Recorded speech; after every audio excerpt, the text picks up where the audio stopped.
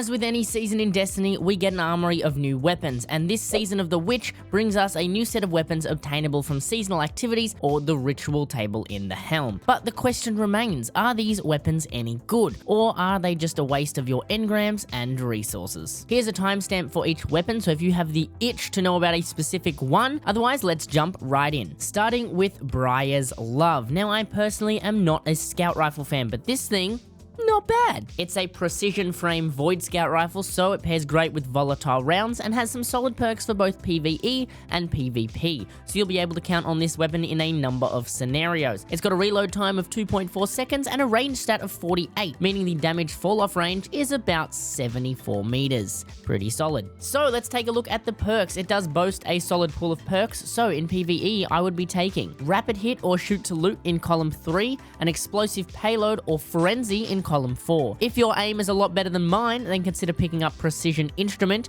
which will boost your precision damage. And for PvP, I would suggest picking up Perpetual Motion or Keep Away in column 3 to boost your reload speed slightly, and in column 4, either Explosive Payload or, again, if your aim is better than mine, Precision Instrument. Because of the overlap in these perks, you can very easily craft yourself a Briars Love that will be versatile enough to run in both PvP and PvE. Now let's move on to the Aramet Fusion Rifle. This high-impact solar fusion rifle hits like an absolute truck. You'll be able to deal some serious damage to bosses and take chunks out of their health like you took a chunk out of that cake on your birthday. Seriously though, it rolls with some great perks and has some respectable range. An impact of 95, if you can bring down the charge time, you'll have a crazy little special weapon to bring out on those tanky enemies. So let's take a look at the perks you'll want to deal some insane damage to enemies. In column 3, you're going to want Envious Assassin. This is just to bring our mag size up, so you'll be able to fire for longer without reloading. Or you can pick up Lead from Gold, so you'll get special ammo when you pick up heavy ammo. Both are good. And in column 4, you'll want Controlled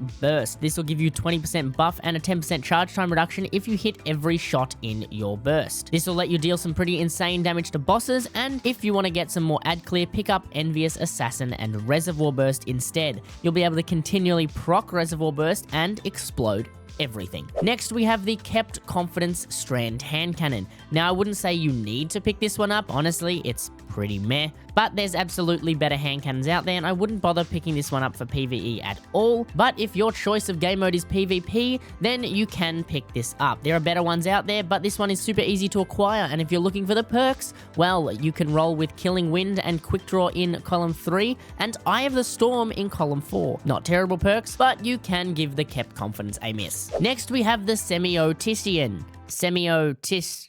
The rocket launcher. This is a great weapon, especially when compared to other great rocket launchers. This weapon is fairly easy to obtain and is craftable when you compare it to the Apex Predator or the Hothead. So let's take a look at the perks you'll want to get on this. In column 3, you'll get Field Prep to increase your reload speed, thus increasing your DPS during damage checks. And in column 4, you're going to want to pick up either Frenzy or Explosive Light, again to boost your damage during these damage checks. If you can't get yourself a good Hothead or farm the Apex Predator because you're alone, like me, then 100% consider getting this strand rocket launcher. Next, we have the Locus Locutus, an adaptive frame stasis sniper. Now, snipers still aren't in the best spot in the PvE meta, but this one has some alright perks to make it decent, but I still wouldn't pick it up. For PvP, however, it's pretty solid, being able to roll with Surplus to boost stability, handling, and reload speed when your abilities are charged in column 3, and Opening Shot in column 4. You'll be able to craft yourself a pretty solid PvP sniper if you don't currently own one of the more dominant snipers. So for PvE players,